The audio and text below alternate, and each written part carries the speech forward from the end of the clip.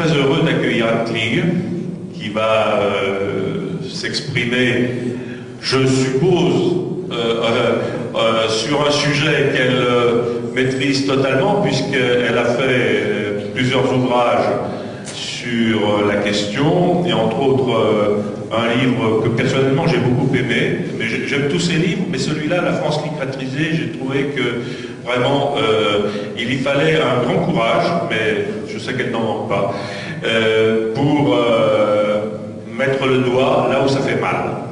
Merci Anne.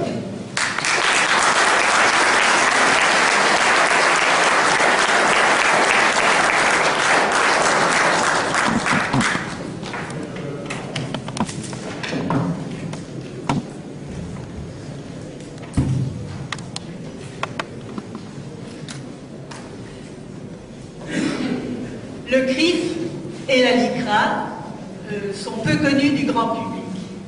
Il suffit de demander autour de soi ce que signifient ces sigles pour s'en rendre compte facilement. Et même dans nos rangs, si l'on sait en général un peu mieux ce dont il est question, beaucoup ignorent l'étendue réelle du rayon d'action de ces officines, leur puissance et leur capacité d'influence dans un grand nombre de domaines importants de la vie politique française, comme la justice, l'éducation nationale, la promotion de l'immigration arabo-musulmane. Et donc, on méconnaît généralement leur forte responsabilité dans la situation très dégradée de la France d'aujourd'hui. Je vais évoquer brièvement l'histoire et le rôle de la Ligue internationale contre le racisme et l'antisémitisme, la LICRA, et celui du Conseil représentatif des institutions juives de France, le CRIF. Brièvement, car il serait trop long d'entrer dans les détails d'une histoire et d'une influence qui ont fait l'objet de 2 livres. Jusqu'il y a une dizaine d'années, le CRIF, qui se qualifie lui-même de porte-parole politique de la communauté juive de France auprès des pouvoirs publics, était occulté, dans les médias surtout, par la puissante LICRA. C'est elle qui jouait le rôle, en matière de lutte contre le racisme et l'antisémitisme, le rôle de bras armé, et veillait jalousement à l'orthodoxie de la vie politique française. C'est qu'un renvoi en correctionnel, une excommunication sur la place publique, un tabou jeté sur tel ou tel était vite arrivé. Et leur seule perspective suffisait à tenir en laisse une classe politique particulièrement docile. Mais les circonstances ont évolué depuis le début des années 2000 et la LICRA, qui est toujours là et bien là, apparaît aujourd'hui en retrait derrière le CRIF qui tient à présent le haut du pavé et de l'affiche. Bien sûr, pour s'en apercevoir, il faut s'intéresser de près au fonctionnement de la vie politique du pays. Encore une fois, le grand public n'a pas conscience de la réalité et de la puissance de ces courants souterrains. Car les médias du système se gardent bien d'attirer son attention sur une situation qui pourrait finir par paraître bizarre. Tout est fait au contraire pour éluder le sujet. Et ceux qui persistent à se poser trop de questions sont généralement réduits au silence par l'accusation absolument terrifiante d'antisémitisme. Celle qui vous rejette illico en dehors de l'humanité et vous précipite aux enfers. Car il faut savoir que l'antisémitisme est actuellement le seul péché mortel encore existant. Commençons par la LICRA, qui est l'officine la plus ancienne et a longtemps été la plus puissante. C'est elle qui a le plus fortement contribué à façonner le visage de la France d'aujourd'hui, car elle a très fortement contribué à imposer au pays une immigration musulmane massive. Devant la tournure prise par les événements, elle est maintenant un peu moins flamboyante. C'est l'une des raisons pour lesquelles le CRIF a pris le relais. Mais le pouvoir de la LICRA a été très important globalement entre les années 1970 et 2000. Une période charnière qui a vu une véritable mutation du pays. Pour comprendre d'où elle a pu tirer son pouvoir exorbitant, il faut remonter à la source, au confluent de deux événements majeurs du XXe siècle, la révolution bolchevique et la Seconde Guerre mondiale. Deux événements puissamment reliés l'un à l'autre. Deux événements dont nous subissons encore fortement les retombées. La LICRA a été créée en 1926 sous le nom de Ligue internationale contre les pogroms par un journaliste communiste, Bernard Lecache, qui, comme son nom ne l'indique pas, était né dans une famille juive d'origine ukrainienne réfugiée à Paris. Lecache a été parmi les premiers à adhérer au tout nouveau parti communiste français qui se crée en 1921. C'est donc un communiste de la première heure qui crée la LICRA. Le pouvoir bolchevique règne alors d'une main de fer sur l'URSS depuis 8 ans et voudrait bien s'étendre à l'ouest. C'est à cela que travaillent ses agents d'influence tels que Lecache. Ce dernier crée la Ligue pour assurer le battage médiatique voulu autour du procès de l'assassin de Simon Petlura, abattu à Paris par Samuel Schwarzbard. C'est le meurtre d'un nationaliste ukrainien par un communiste juif qui est à proprement parler à l'origine de la LICRA. Le battage fait autour de ce procès sera immense et efficace. Toute la gauche ainsi que la diaspora juive seront mobilisés jusqu'aux États-Unis. Tant et si bien que par une inversion classique, à ce procès, on ne jugera pas le meurtrier, mais sa victime, présumée coupable de pogrom en Ukraine. En réalité, le procès ne permettra même pas d'établir sa part réelle de responsabilité dans les exactions commises par son armée. Bien évidemment, Schwarzbard est triomphalement acquitté à Paris en 1927 et dans la foulée, Lecache transforme sa ligue contre les pogroms, qui a parfaitement rempli sa fonction, en ligue contre l'antisémitisme pour disposer d'un rayon d'action plus large. Nous sommes en 1928, il va présider la LICRA jusqu'en 1968 pendant 40 ans. À ce moment-là prendra le relais Jean-Pierre Bloch, le second président de la LICRA, qui restera à son tour à sa tête jusqu'en 1993. Ce qui signifie que de 1927 à 1993, la LICRA a connu en tout et pour tout deux présidents. Tous deux juifs, bien évidemment, tous deux journalistes, tous deux de gauche, tous deux indéboulonnables. Une étonnante continuité. Arrêtons-nous un instant sur ce président, Jean-Pierre Bloch, dont les haines qui vont fortement marquer l'action de la Ligue plongent leurs racines dans les années de guerre et même d'avant-guerre. À la Libération, il est député socialiste, l'un des 27 jurés au procès du maréchal Pétain, dont il votera la condamnation. Dès ce moment, la Ligue poursuivra les responsables du régime de Vichy d'une haine implacable qui culminera des décennies plus tard en un certain nombre de procès tardifs et retentissants. La LICRA a donc été créée par des personnes et en des circonstances fortement politisées, à gauche. Ce qui ne l'a jamais empêché de tranquillement se déclarer apolitique, ou plus exactement, selon ses propres termes, au-dessus des partis. Elle s'est déclarée de la même façon non confessionnelle. Cette apparente neutralité, totalement mensongère, lui a permis d'étendre son réseau dans toutes les directions et d'afficher une vitrine universaliste et morale derrière laquelle elle a pu exercer une influence politique importante et bien ciblée, quoique méconnue ou sous-estimée du public. Avant 1981, Son objectif premier a été d'aider la gauche à parvenir au pouvoir. Elle l'y a aidé de toute sa force et n'a pas eu affaire à des ingrats. Du reste, Mitterrand était membre d'honneur de la LICRA, comme le sera son successeur Chirac, qui n'avait rien à lui refuser. Pour la gauche, le meilleur moyen de parvenir au pouvoir et d'y rester était de transformer le pays, et surtout sa population. De faire de la France un territoire multiculturel et multiethnique. Dès les années 70, la LICRA va systématiquement soutenir l'immigration arabo-musulmane. À ce moment-là, pour elle, juifs et arabes sont fondamentalement considérés comme frères. Ceci apparaît clairement dans ses écrits.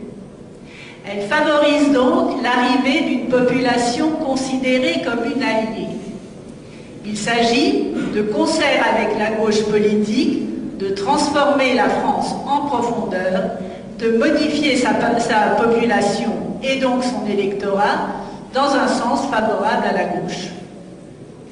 Pour la LICRA, il s'agissait en outre de briser une cohésion nationale jugée menaçante à bien des égards et de faire payer ce qu'elle estimait être une dette imprescriptible de la France à l'égard de sa population juive.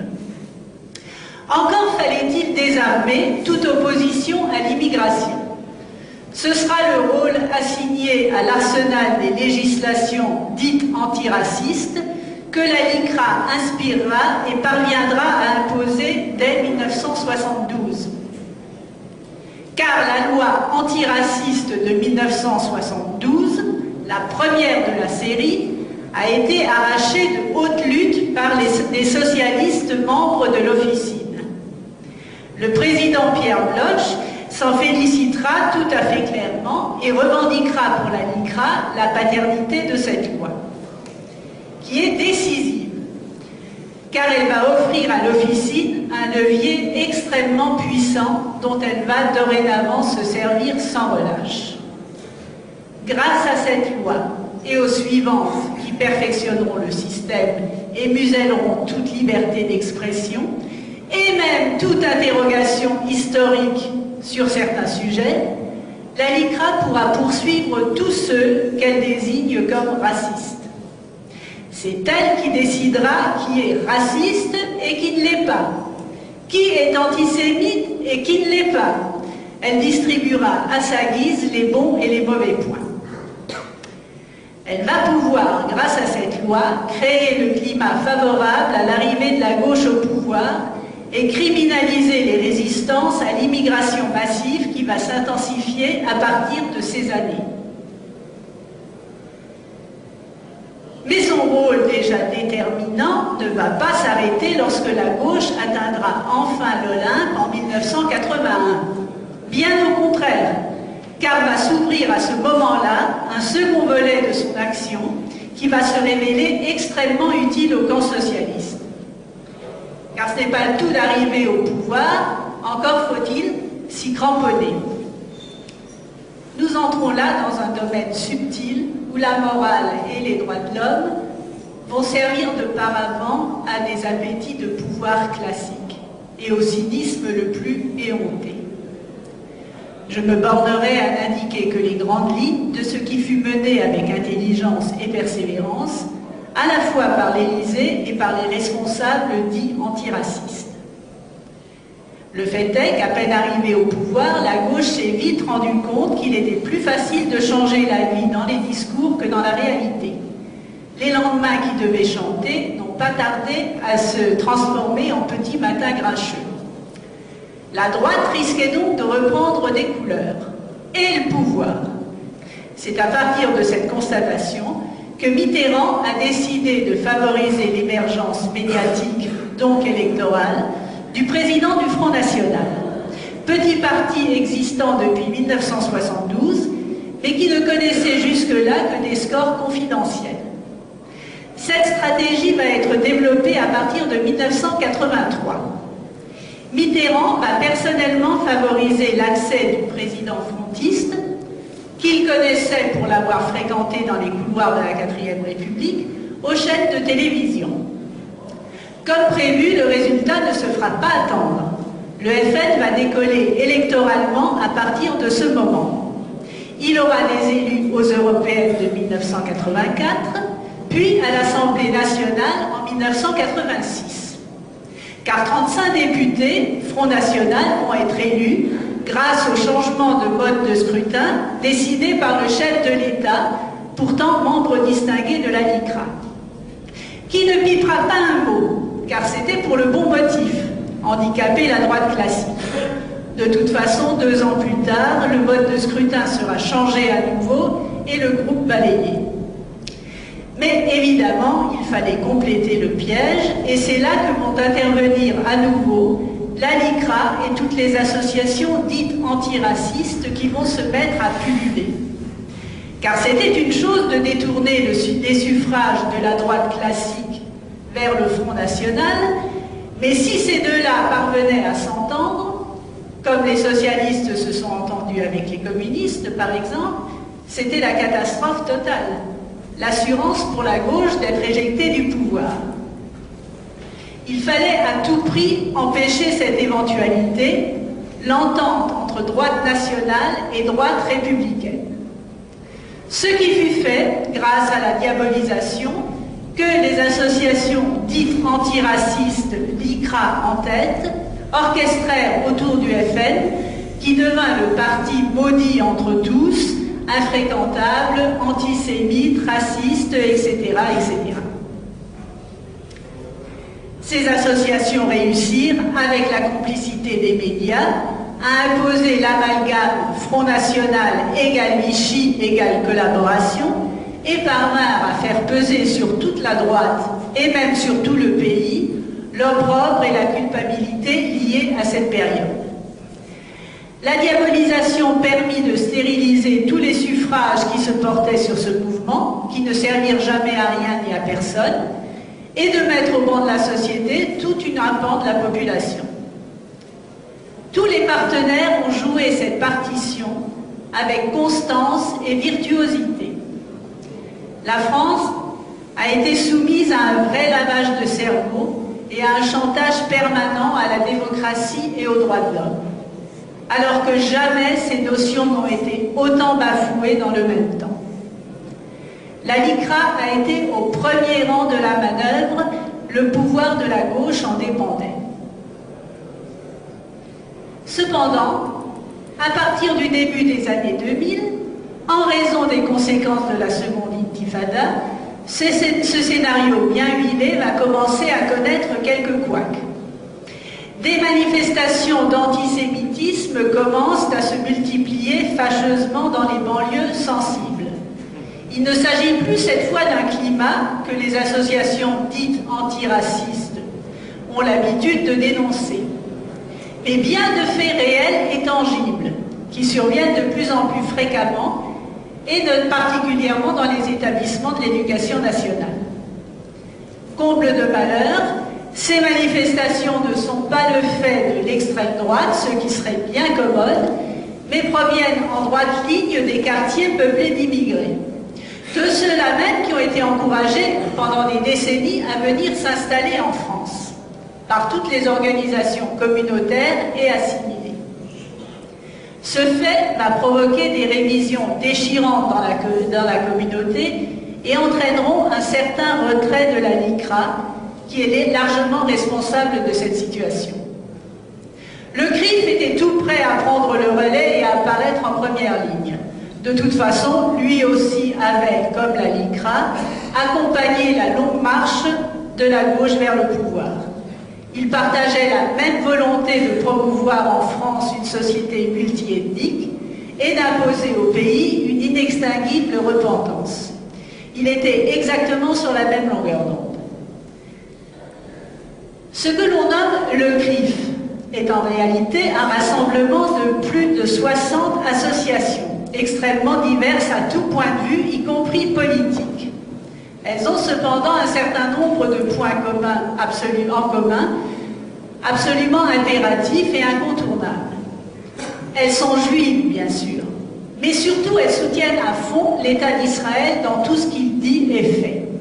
Ce soutien inconditionnel est le fil conducteur de toute l'action du CRIF, qui non seulement défend en toutes circonstances l'État et les intérêts d'Israël, mais combat avec virulence toutes les menaces, réelles ou virtuelles, pesant sur l'État hébreu ou ses intérêts. Le soutien à l'État d'Israël passe aux yeux du CRIF par l'entretien quasi obsessionnel du souvenir de la Shoah. Ce souvenir est en effet intimement lié à la création de l'État hébreu.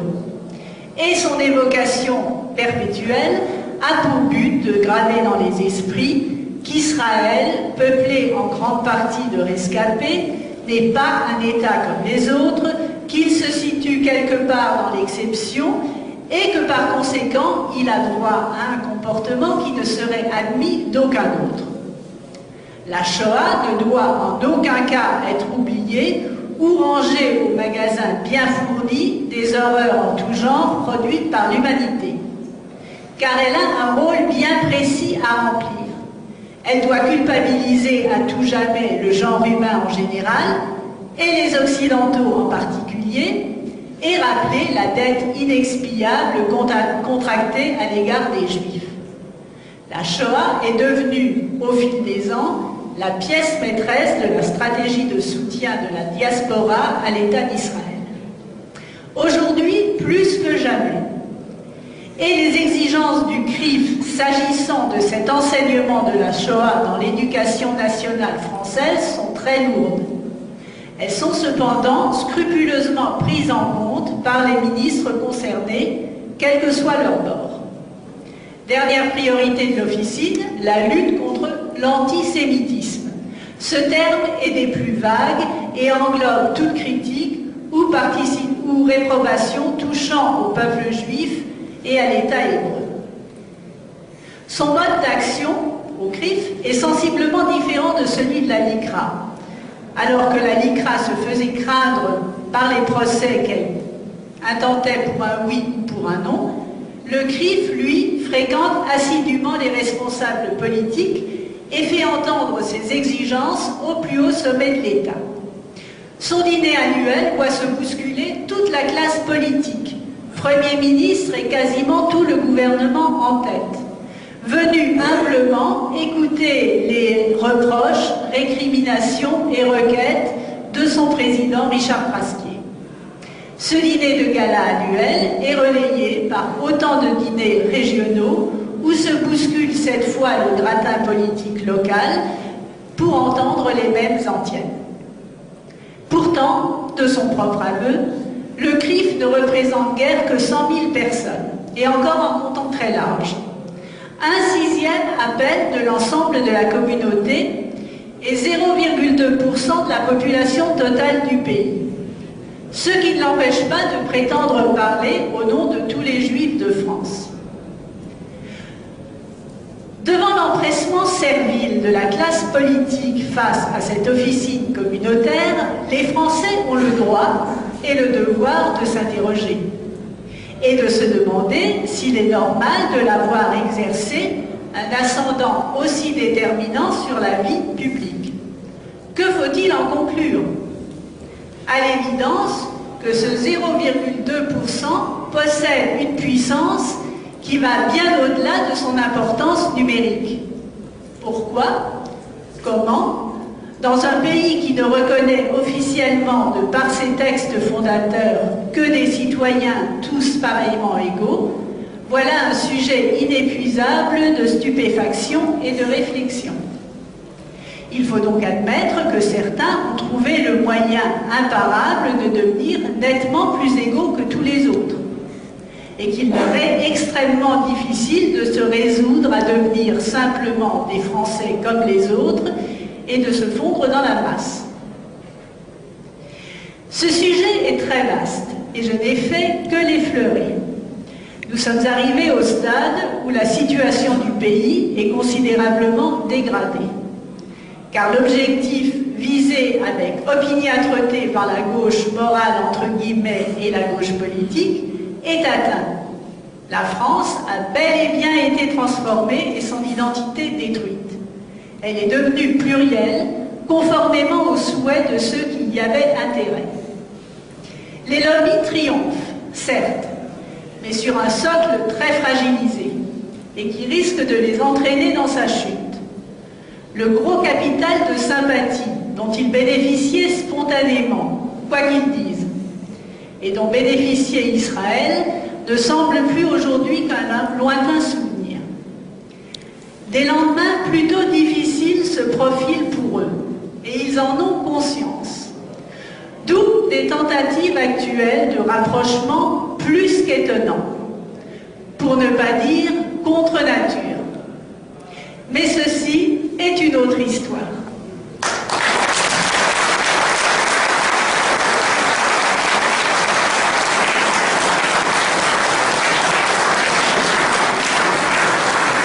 Un grand merci Yann, car vous avez réussi, dans le cadre d'un exposé toujours contraignant, parce qu'il y a tellement de choses à dire, à nous donner vraiment l'essentiel d'un sujet dont on n'a hélas pas fini de parler, parce que le problème va rester entier devant nous, je pense encore pendant, on va dire, un certain temps. Mais il est fondamental, en tout cas pour des gens comme nous, de bien savoir de quoi il s'agit, de connaître les tenants et aboutissants, l'historique. Vous avez bien fait de rappeler un peu cette historique qui, je pense, peu connue même parmi beaucoup de nos amis. Et donc, les livres d'Anne sont à disposition dans la salle des stands. Je vous conseille vivement d'aller vous y plonger. Merci Anne.